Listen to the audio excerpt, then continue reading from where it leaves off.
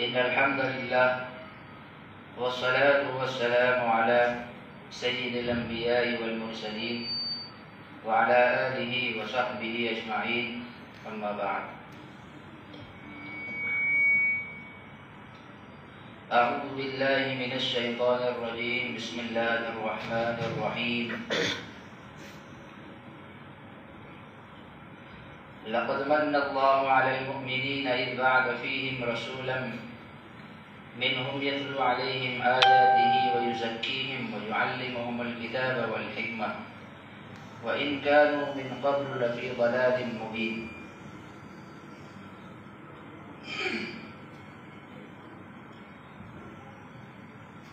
सदक़ल्लाहुल अज़ीम।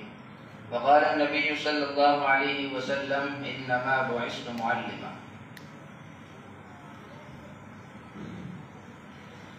अज़ीज़ तलबा, जैसा कि हर एक चीज़ के आदाब आप लोगों के सामने बयान किए जा रहे हैं,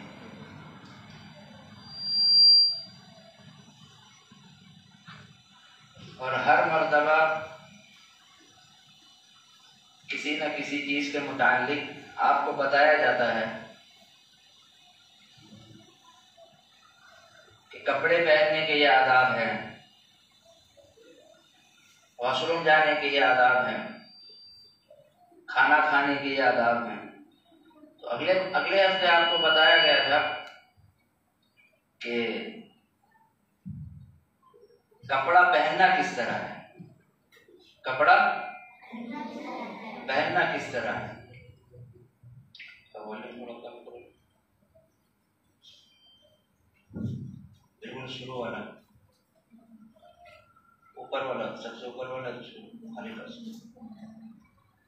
तो आपको बताया गया था कि कपड़ा पहनना किस तरह है।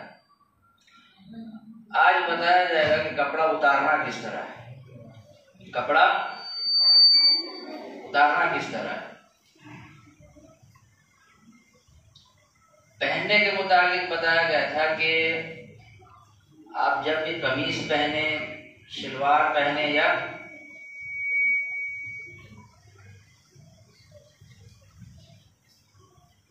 कुर्ता पहने, तो सबसे पहले दाईं तरफ जो है दाखिल करना अपने हाथों को, अपने पैरों को सबसे पहले दाईं तरफ दाखिल कर, दाईं तरफ से शुरुआत करनी है। उसके बाद आप जब उतारने लगे तो उतारने का तरीका ये है कि अब मामला उल्टा होगा। अगर हम कमीज उतार रहे हैं तो सबसे पहले बायां हाथ अपना निकालेंगे, सबसे पहले बायां हाथ निकालेंगे।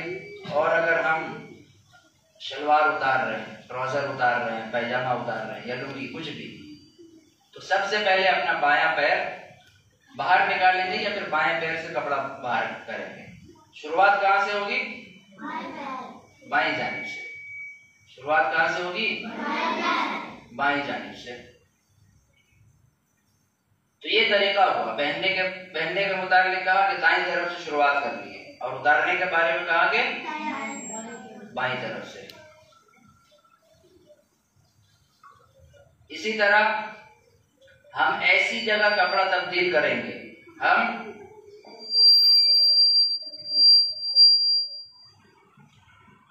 हम ऐसी जगह कपड़ा तब्दील करेंगे जहां कोई हमें ना देख रहा हो, यानी बंद कमरा है, वॉशरूम है, या वो जगह जहां कोई मौजूद नहीं है।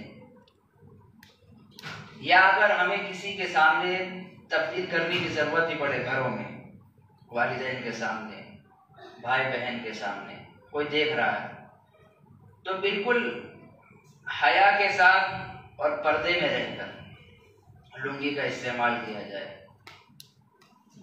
ताकि हमारा जिस्म जो छुपाने के लिए है, जो सतर है, वो कोई देखे नहीं, उसको कोई देख ना सके।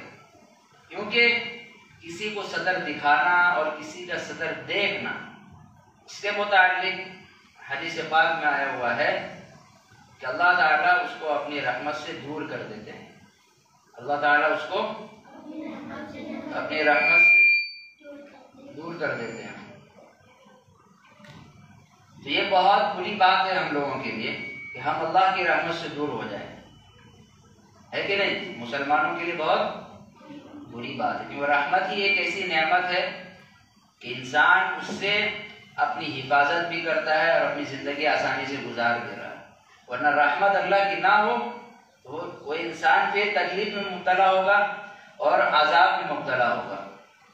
समझ में आया? और अजाब में मुब्तला होगा। इसीलिए हम जब सलाम किसी को करते हैं क्या कहते हैं? अस्सलामु अलैकुम व रहमतुल्लाहि व बरकातुहू, कि आपके ऊपर सलामती हो, अल्लाह की रहमत हो और उसकी बरकतें हो। तो ये तीन चीज़ें बहुत अहम है इंसान की ज़िंदगी के लिए। अगर ये तीन चीज़ें ना हो तो इंसान की ज़िंदगी मुतासिर हो जाती है, फिर वो परेशान होता है। ना उसके ऊपर अल्लाह की कोई सलामती है, ना रहमत है, ना बरकत है। तो ये तो हमें अल्लाह के रहमत से दूर नहीं होना, ऐसा कोई काम हमें नहीं करना। समझ में आया? इसी तरह जिन आज़ा को हमें ढांकने का हुक्म दिया गया है वो कौन से आज़ा है? मर्दों के लिए यानी लड़कों के लिए, जो मेल है उनके लिए सतर कहाँ से पता है? सतर की शुरुआत कहाँ से? कहाँ से? नाफ के नीचे से। नाफ के नीचे से? नीचे से लेके घुटने के नीचे तक। घुटने के ऊपर या नीचे? नीचे तक। हाँ, नाफ से लेकर, नाफ के ऊपर से लेकर घुटने के नीचे तक, ये है मर्द हजरात का सतर। ये छुपाना फर्ज आइन है, ये छुपाना फर्ज आइन है। उसके अलावा जितने जिस्म के हिस्से हैं उसको छुपाना जरूरी है। क्यों? अगर आप देखते होंगे कि बहुत सारे लोग बगैर बनियान के भी रहते हैं, बगैर, तो ऐसी जगह पे है जहां कोई उसको देखने से अट्रैक्ट नहीं हो रहा है, फिर तो सही है, लेकिन मुस्तहब यही है कि उसको भी ढांक लिया जाए, उसको भी बदन के ऊपर कम से कम बनियान वगैरह तो होना ही चाहिए। बिल्कुल नंगापन ये मकरूह है, बिल्कुल ही नंगापन। आप सरेआम घूम रहे हैं बाजारों में यहाँ वहां, ये पसंदीदा नहीं है, पसंदीदा नहीं है, अल्लाह को पसंद नहीं है। तो और औरतों के लिए जो फीमेल है, चाहे वो जवान हो या उससे ज्यादा उम्र हो, हर एक के लिए सतर कहां से कहां तक है उनका पता है जी? चेहरा, हाथ और पांव का तलवा छोड़ के पूरा बदन सतर है। चेहरा, हाथ की दो हथेली और पैर के पंजे, पैर जो है, ये तीन चीजों के अलावा हर जिस्म का एक हिस्सा सतर में दाखिल है। जिस्म का हर एक हिस्सा सतर में दाखिल है।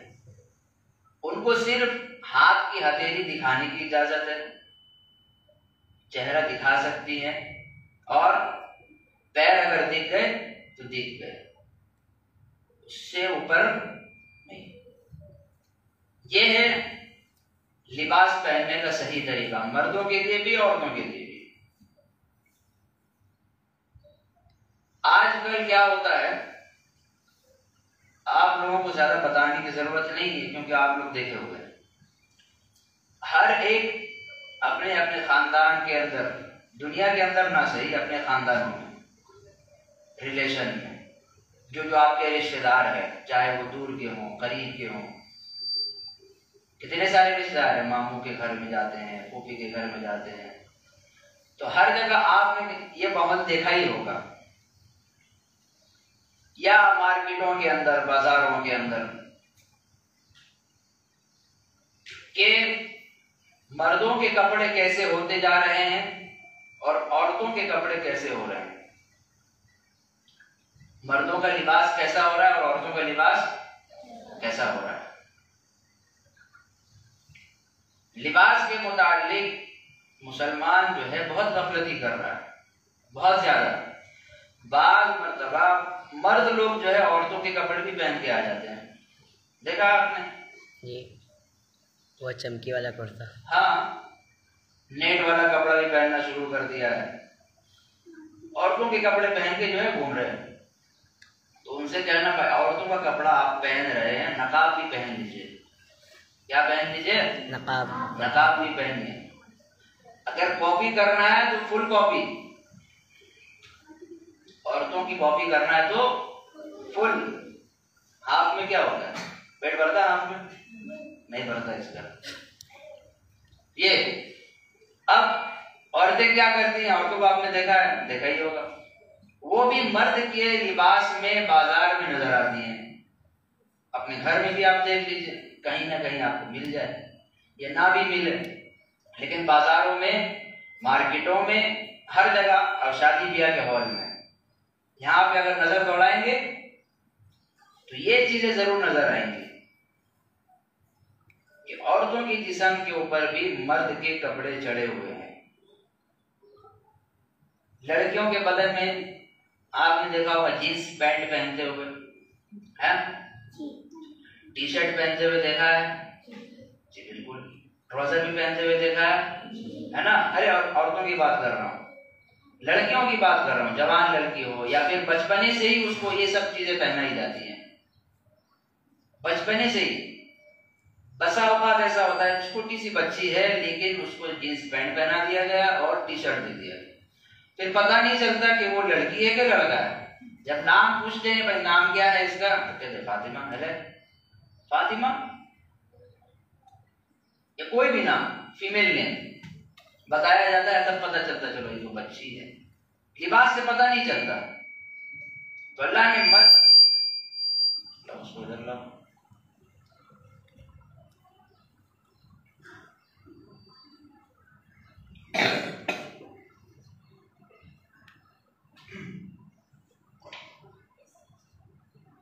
तो अल्लाह ने मर्द और औरत दोनों के लिबास में फर्क कर दिया है कि ये लिबास मर्द का है और ये लिबास औरतों का है। लेकिन आज गुड़मुड़ हो गया। क्या हो गया? गुड़मुड़ मतलब मिला दिया गया, खल्त मल्त हो गया,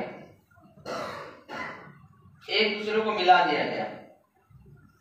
इनका लिबास ये पहन रहे और उनका लिबास वो पहन रहे।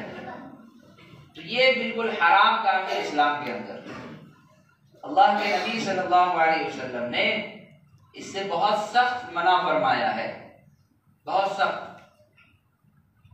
इसी तरह लिबास के मुतालिक जो है, बहुत बारीक लिबास पहनना, बहुत ऐसा लिबास के बदन का हिस्सा नजर आ जाए।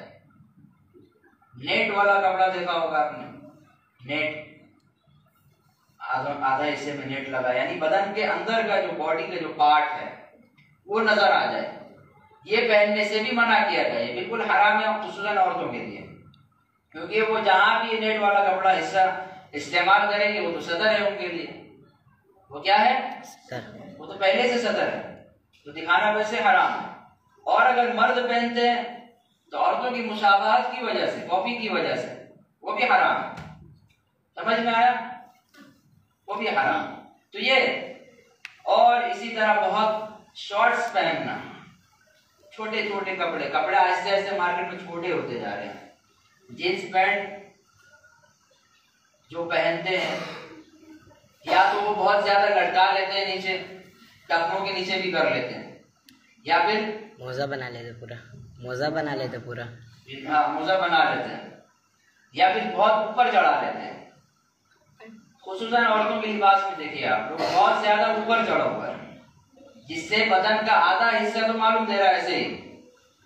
तो फरमाया यह गया कि इनका कपड़ा पहनना ना पहनना दोनों बराबर है, दोनों बराबर।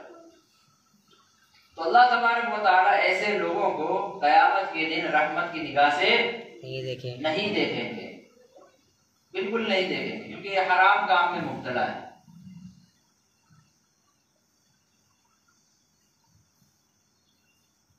तो हमें बिल्कुल फुल लिबास पहनना है। और इसी तरह लिबास के अंदर जो कलरफुल कपड़े होते हैं, लाल कपड़ा है, पीला है, ब्लैक है, ग्रीन है, ब्लू है, ये जितने कपड़े हैं उनमें से लाल कपड़ा जो होता है, सुर्ख कलर का कपड़ा जो है, रेड, ये तो मर्दों के लिए बिल्कुल ही मकरूह है, मर्दों के लिए मकरूह है, पहनना ही नहीं चाहिए। ये कलर जो है औरतों के लिए है। बहुत बच्चे जो है लाल कलर के कपड़े भी पहन के आते हैं। इसी तरह घर में लाल कलर का टी शर्ट पहनना और शर्ट, ये भी सही नहीं है, क्योंकि इससे पता ये चलता है कि ये औरतों की कॉपी कर रहा है, मुशाबाहत इख्तियार कर रहा है। क्या कर रहा है? अब ऐसा करना, इससे मालूम ये होता है कि हम अल्लाह ताला पर एतराज कर रहे हैं, सवाल उठा रहे हैं। जो मर्द औरत का लिबास पहनता है और जो औरत मर्द का लिबास पहनती है, इससे पता ये चलता है कि ये दोनों मिलकर लिबास की तब्दीली करके ये बताना चाह रहे हैं कि हमें अल्लाह ने मर्द क्यों बनाया, और औरतें मर्द कह रहे हैं कि अल्लाह ने हमें, ये औरतें कह रहे हैं कि अल्लाह ने हमें औरत क्यों बनाया। ये है खिलाफ वर्जी करने का नतीजा। इसका नुकसान हमें पता नहीं चलेगा। तो इसीलिए लिबास के अंदर भी अगर कलरिंग लिबास हम पहनते हैं तो सबसे बेहतर लिबास कलर के अंदर है वो सफेद। क्योंकि हदीस पाक के अंदर है अहब्बु सियाबी इला रसूलिल्लाहि सल्लल्लाहु अलैहि वसल्लम अल-क़मीसा, कि सबसे ज्यादा पसंदीदा लिबास कमीज था आपके लिए और सफेद रंग का था। क्या था? सफेद रंग का। तो लिबास की तब्दीली की वजह से भी हमारे ईमान पर, हमारे अमाल पर जो असर पड़ रहे हैं, उसके नुकसानात की वजह से अल्लाह तबारक व तआला हमें अपनी रहमत से दूर कर रहे हैं, हमें अपनी रहमत से दूर कर रहे हैं। तो पता ये चला कि लिबास हमारा ऐसा होना चाहिए, इससे पता ये चले कि हम मुसलमान हैं। बहुत सारे लोग होते हैं, बहुत सारी जो कौम है, जो अलग अलग जमात है, हर एक ने अपना लिबास का रंग देख लेना फिक्स किया हुआ है। हर एक ने अपना लिबास का रंग फिक्स कर लिया है। शिया को आप जानते हैं, कौन सा लिबास पहनते हैं? काला, बिल्कुल काला, ब्लैक लिबास, एकदम ब्लैक। इसी तरह जो हमारे गैर मुस्लिम भाई हैं वो कौन सा पहनते हैं? ऑरेंज, है ना, ऑरेंज। इसी तरह जो हमारे रजा खानी भाई हैं वो कौन सा लिबास पहनते हैं? ग्रीन। ग्रीन अमामा बांधेंगे ज्यादातर, ग्रीन में ज्यादा उनका ये है। इसी तरह जो हमारे तबलीगी जमात वाले हैं वो कौन सा पहनते हैं? सफेद, व्हाइट, सफेद। पता चला हर एक जमात के लिए एक रंग, एक कलर फिक्स है। तो जब हम अपनी पहचान बताएंगे तो हमें जबान से बताने की जरूरत नहीं है कि मैं फला जमात के साथ जुड़ा हुआ हूं। हमारा लिबास देख के लोग हमें जज करेंगे।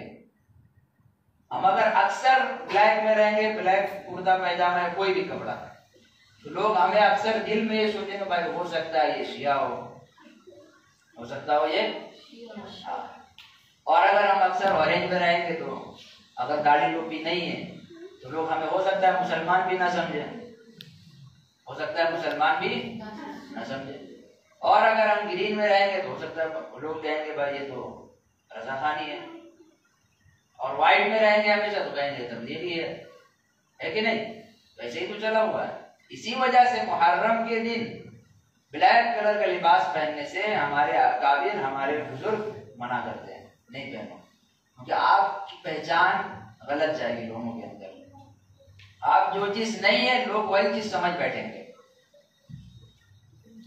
समझ में आया ना?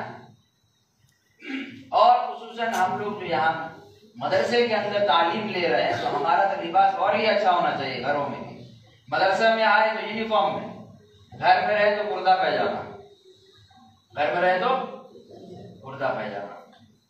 मुझे याद है जब मैं 3 साल या 4 साल का था तब शायद कभी जीन्स पहना हूं या कोट जो आप लोग पहनते हैं टाई के साथ, तब की बात है। तब पहनने के बाद जो छोड़ा है, आज तक उसको जिस्म पे चढ़ाया नहीं, आज तक उसको जिस्म पे चढ़ाया ही नहीं। तब से कुर्ता पायजामा कुर्ता पायजामा, तो ये लिबास ही हमारा बन गया कुर्ता पायजामा, इससे एक पहचान बन गई है। तो ये मुसलमानों का एक शिआर है। तभी जुमा के दिन और ईदैन के दिन लोग ज्यादातर क्या पहनते हैं? कुर्ता पायजामा। कुर्ता पायजामा। कोई पहन के आता है कोट पैंट टाई लगाकर, कोई आता होगा, लेकिन अक्सरियत हमें क्या दिखाई देती है? कुर्ता पायजामा। कुर्ता पायजामा, टोपी सर के ऊपर, है ना। और जुमा के दिन भी कुर्ता पायजामा टोपी, अगर पायजामा नहीं तो लुंगी। और ज्यादातर व्हाइट में होते हैं, ज्यादातर व्हाइट में। तो ऐसा क्यों कि जुमा के दिन ही ये ज्यादातर व्हाइट पहन रहे हैं, उनकी कुर्ता पायजामा, सर में टोपी, और ईद के मौके पर वही हाल देखने मिलता है। ऐसा क्यों? क्या सिर्फ उसी दिन हम लोग मुसलमान बनते हैं? नहीं ना, हम 24 घंटा मुसलमान हैं।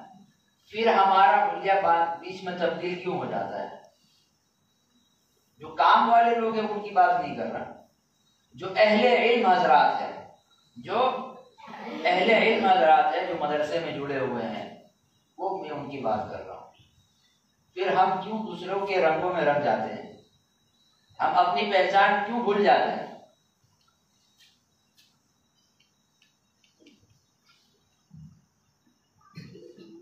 इसी तरह हम लोग जो पगड़ी पहनते हैं, तो टोपी के ऊपर पहनना सुन्नत है। पगड़ी टोपी के ऊपर पहनना सुन्नत है। आप अलैहिस्सलाम के जमाने में जो कुफ्फार थे, और एक तरफ सहाबा किराम की जमात थी, एक तरफ काफिरों की जमात, ये दोनों के दरमियान लड़ाई होती थी। तो उन दोनों के अंदर बहुत सारे लोग ऐसे होते थे जो समझ में नहीं आता था कि ये मुसलमान की जमात में है या इनकी जमात में है। तो उस वक्त आप अलैहिस्सलाम ने एक फर्क बयान किया था कि मुसलमान जो होगा वो दाढ़ी के साथ अमामा टोपी के ऊपर बांधेगा, टोपी के ऊपर बांधेगा। और जो काफिर लोग हैं उनकी पहचान ये है, उनकी अलामत ये है कि वो बगैर टोपी के सर पे अमामा बांधते हैं, बगैर टोपी के सर पे अमामा बांधते हैं। पता चला कि बारीक बारीक चीजों में भी अल्लाह के नबी ने फर्क करके रख दिया है। सिर्फ हिंदू और मुस्लिम के दरमियान नहीं किया, बल्कि मुसलमान के दरमियान भी फर्क किया कि ये मर्दों का लिबास है या औरतों का लिबास है। समझ में आया? ये मर्दों का लिबास और ये औरतों का लिबास है।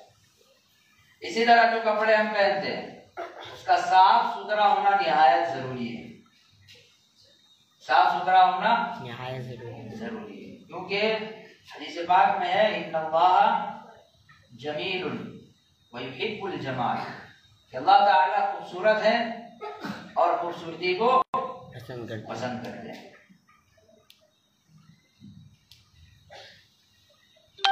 तो हमें ऐसा रहना है कि लोग हमें ये ना समझे कि यार ये तो बहुत मोहताज किस्म का इंसान है, ये तो बिल्कुल फकीर किस्म का इंसान है।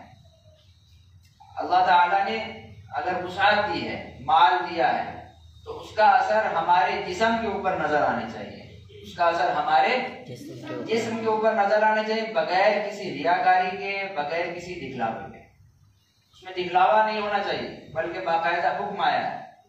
आप अलैहिस्सलाम ने अपने जमाने में एक आदमी को देख लिया कि बहुत उसके सर के जो बाल थे बिल्कुल बिखरे हुए थे, यानी कंघी वंगी नहीं करता था, बाल बिखरे हुए थे। तो आपने कहा कि तुम्हारे सर के बाल बिखरे हुए हैं, क्या तुम्हारे पास कोई ऐसी चीज नहीं जिससे तुम अपने सर को संवार लो? फिर एक आदमी आया, उसके कपड़े बहुत मैले कुचले थे, साफ कपड़ा नहीं था उसके पास। फिर आपने उनसे फरमाया कि तुम्हारे पास क्या पानी नहीं है? अफलम तजिदु माअन, क्या तुम पानी को नहीं पाते हो? पानी है नहीं तुम्हारे पास जिसके जरिए से तो तुम अपने कपड़े को धो सको। हम जो यहाँ मदरसे में आते हैं, बाद मरतबा में जो टोपी चेक की गई है, पता क्या चला? टोपी बहुत महंगी है ना? कपड़ा देखा जाए तो कपड़ा बहुत महंगा है। तो ऐसा क्यों? क्या हमारे घरों में पानी खत्म हो गए हैं क्या? नहीं ना। तो हर चीज अवेलेबल है, हर चीज है, और काम करने के लोग भी हैं जो हमें करके दे रहे हैं, जो हमारे ऊपर एहसान कर रहे हैं। तो हम उस मौके से फायदा क्यों ना उठाएं? तो अपने लिबास को भी साफ सुथरा रखना है। अपनी टोपी, अपना अमामा, हर एक चीज जो हम अपने जिस्म पे चढ़ा रहे हैं उसका साफ सुथरा होना जरूरी है। और दूसरी बात, उसको मैला नहीं करना है। आप कहीं ऐसी जगह जानबूझ कर ना बैठे जहां गंदगी लगी है, उसको साफ कर लें उस जगह को। ये जहां पे आप बैठ रहे वहां धूल है, उसको पहले साफ करें फिर बैठे। हम लोग बैठ जाते हैं, चलो धोने वाले तो धोएंगे, तो इससे घर वालों को भी तकलीफ होती है ना, फिर रोजाना फिर कपड़े मैले होंगे। इसका भी ख्याल रखना है।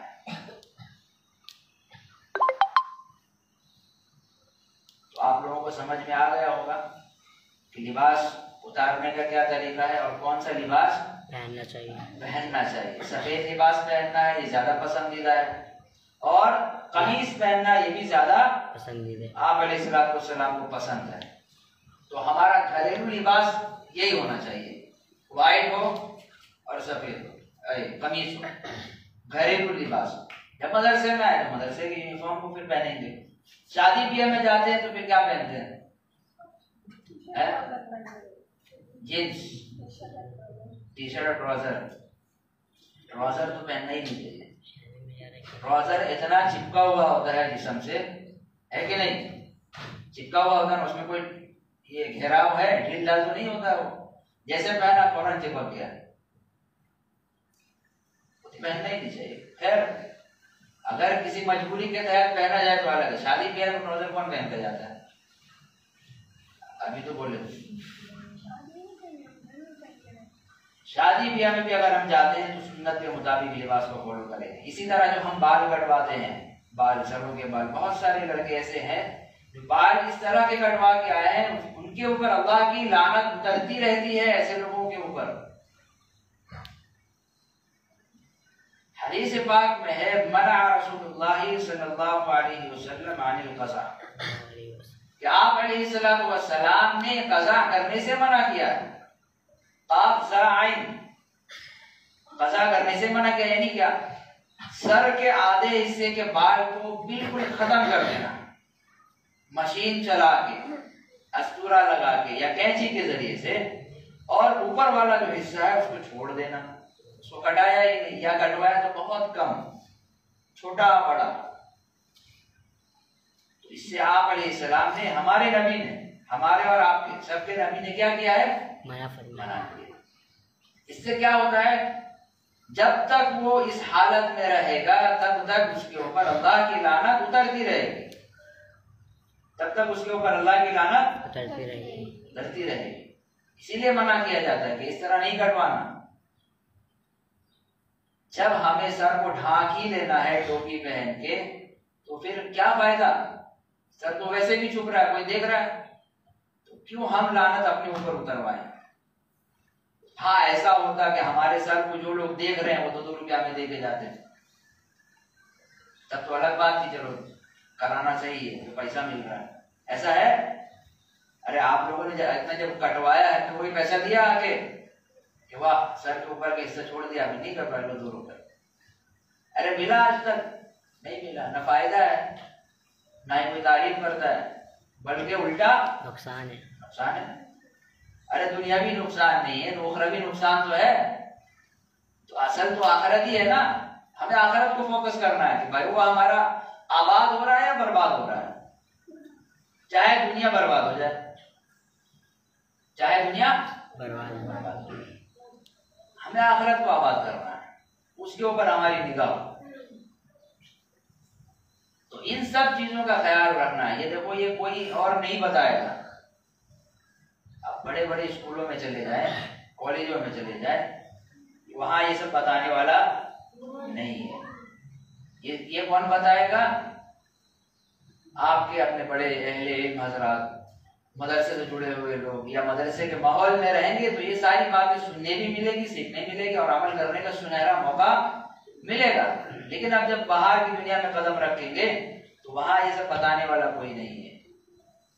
वहां हमारी आखिर उखरवी दुनिया की कोई फिक्र नहीं करेगा।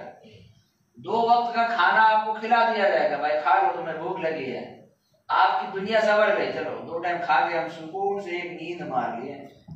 लेकिन आपकी उखरवी जो दुनिया है जहां हमें जाना है हमेशा हमेशा के लिए, उसके मुतालिक कोई रहनुमाई नहीं करेगा, कोई बताएगा नहीं। यहाँ जो बातें बताई जा रही है इसको गनीमत समझना है और उसके ऊपर फिर अमल करना है। तो आप लोग अमल करेंगे इंशाअल्लाह? सब करेंगे या फिर थोड़े करेंगे इंशाअल्लाह? या वो लोग करेंगे जो सिर्फ इंशाअल्लाह बोल रहे हैं? सारे करेंगे तो सारे इंशाअल्लाह बोलें अल्लाह तबारक व तआला हम सबको अमल करने की तौफीक अता फरमाए।